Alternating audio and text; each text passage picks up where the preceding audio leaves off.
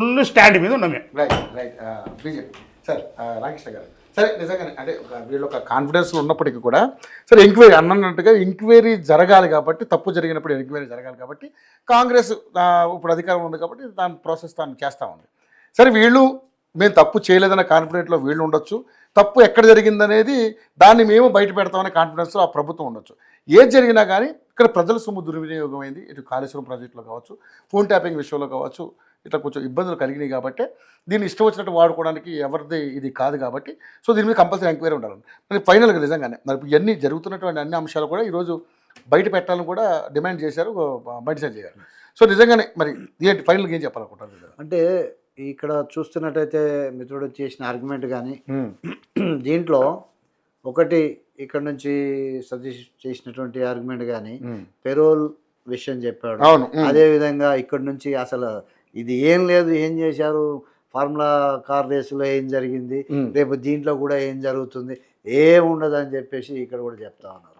కాబట్టి అందుకే బండి సంజయ్ గారు కూడా ఈరోజు అనడానికి కారణం ఏంటంటే అసలు విషయాలు ఏంటో బయటకు చెప్పండి, ప్రజలకు తెలవాలి, రాజకీయ లబ్ధి కోసం కాదు అనేటటువంటిది మేము భారతీయ జనతా పార్టీ నుంచి అందరం అడుగుతా ఉన్నాం. కానీ ఇక్కడ వస్తున్నటువంటి విషయాలు ఈ స్థాయిలో కూడా ఇట్లా మాట్లాడుతున్నారంటే బహుశా బంధం బలంగా ఉంది.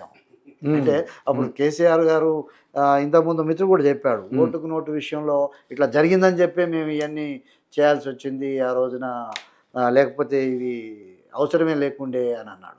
అంటే దాన్ని బట్టి చూసుకున్నా కూడా ఈ రోజున ఇక్కడ నుంచి మిత్రుడు పెరోల్ కూడా ఉంటాయి మధ్య మధ్యలో, ఆ విధంగా కూడా మన చట్టాల్లో శిక్ష అనేది ఉందా, మంచి ప్రవర్తన ఉంటే పెరోల్ ఉంటుంది అని అన్నాడు.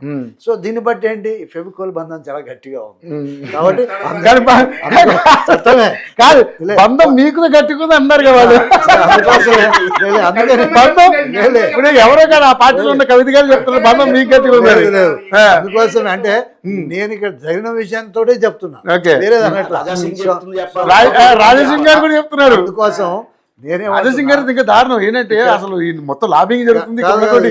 కీలక నాయకులందరూ కేసీఆర్ టచ్ లో ఉన్నారు, ఆయన ఇచ్చే ముడుపులకు టచ్ లో ఉన్నారంటూ అంటున్నారు. కానీ ఇక్కడ ఏంటి, ఇక్కడ వీళ్ళు చెప్పిన విషయం ఏంటంటే శిక్ష పడదు, పెరోల్ ఉంటుంది అని చట్టం గురించే చెప్పాడు, పెరోల్ ఉంటుందని. ఇక్కడ కూడా ఏంటి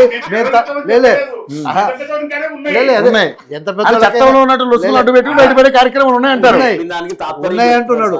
దానికి ఏంటంటే దాని వెనకాల ఉన్నటువంటి తాత్పర్యం వారు చెప్పినట్టు ఇక్కడేమో శిక్షలు పడవు, ఇక్కడేమో పెరోళ్ళు దొరుకుతాయి. అంటే దీన్ని బట్టి ఏంటి ప్రజలు గమనిస్తా ఉన్నారు, అందుకోసం ప్రజలు చూస్తున్నారు.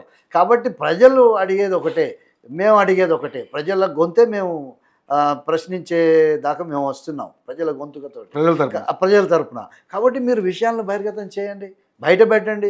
మీరు చెప్పినటువంటి ప్రాజెక్టులో అవినీతి కానివ్వండి, బీఆర్ఎస్ చేసినటువంటిది, అదేవిధంగా మీరు ఇచ్చినటువంటి హామీల విషయంలో చేయలేకపోతున్నటువంటి విషయాలు కానివ్వండి, ఫోన్ ట్యాపింగ్ల విషయాల్లో కానివ్వండి, నాగార్జున సాగర్ ప్రాజెక్టు, శ్రీశైలం డ్యాములు కట్టి ఇంతవరకు కూడా ఎటువంటి చెక్కు చెదరకుండా ఉన్నాడు. ఏంటి శ్రీశైలం మీద నీళ్లు పోయినాయి పైనుంచి, శ్రీశైలం పైన ఆ మధ్య 2 years బ్యాక్ పైనుంచి నీళ్ళు పైనుంచి కడుతున్నప్పుడు కూలింది, అది వెరీ స్టార్టింగ్ స్టేజ్ లోనే. తర్వాత ఇప్పుడైతే లేదు, అప్పుడు లేదు. ఈవెన్ కేసు అయింది కాబట్టి అది లెఫ్ట్ కెనాల్లో కొంత సరిగా చేయలేదు ఆ లెఫ్ట్ కెనాల్, దాని మీద అవినీతి జరిగిందని సుబ్రహ్మణ్యం మీద కేసు అయింది. అది వేరు, లెఫ్ట్ కెనాల్ ప్రాజెక్ట్ వేరు. అయితే శ్రీశైలం డ్యామ్ లో కూడా పైనుంచి నీళ్ళు వెళ్ళినాయి. ఈ మధ్య ఎన్నో సంవత్సరాలు అయిన తర్వాత పైనుంచి నీళ్ళు వెళ్ళినా కూడా చెక్కు చెదర్లా, ఏమాత్రం ఏమవలా. కానీ ఇప్పుడు కొత్త డిజైన్లు, కొత్త దీంతో ఇంకా బ్రహ్మాండంగా ముందుకెళ్తున్న తరుణంలో అది కొంచెం పోయినా దాని కింద ఉన్న ఇసుక కదిలినా అది తప్పు కింద వస్తుంది.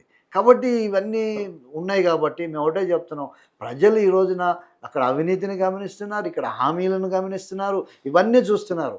కాబట్టి భారతీయ జనతా పార్టీ వైపు చూస్తున్నారు, మీరు కట్టు మాట్లాడాలి, ప్రజల తరపున మీరు ఉండాలి అని. అందుకే ఈరోజు బండి సంజయ్ గారు కానీ, కిషన్ రెడ్డి గారు కానీ, మా పార్టీ కానీ మొత్తం ఒకటే చెప్తుంది, జరుగుతున్నటువంటి విషయాలన్నీ కూడా అవినీతి జరిగినా, అదేవిధంగా ఇక్కడ ఫోన్ ట్యాపింగ్లు జరిగినా, ఏది జరిగినా సరే ప్రజల ముందు పెట్టండి, ప్రజల చేయండి. కానీ ఎవరికి వారు దాన్ని అవకాశంగా తీసుకొని లబ్ధి పొందాలని రాజకీయంగా చూడొద్దు.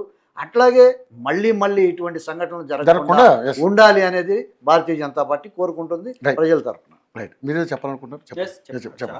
నా మీదే మొత్తం ఆరోపణలు చేసి మా పార్టీ మీద ఇప్పుడు చాలా ఆరోపణలు చేసిండ్రు కాంగ్రెస్ పార్టీ వాళ్ళు. ఎవరి బెడ్రూము, ఎవరు భార్యాభర్తలు, ఎవరు వచ్చి వీళ్ళకి కంప్లైంట్ చేసిండ్రు, ఎవరు కంప్లైంట్ చేస్తే వీళ్ళు ఆ కంప్లైంట్ని ఆధారం చేసుకొని మాట్లాడుతున్నారు.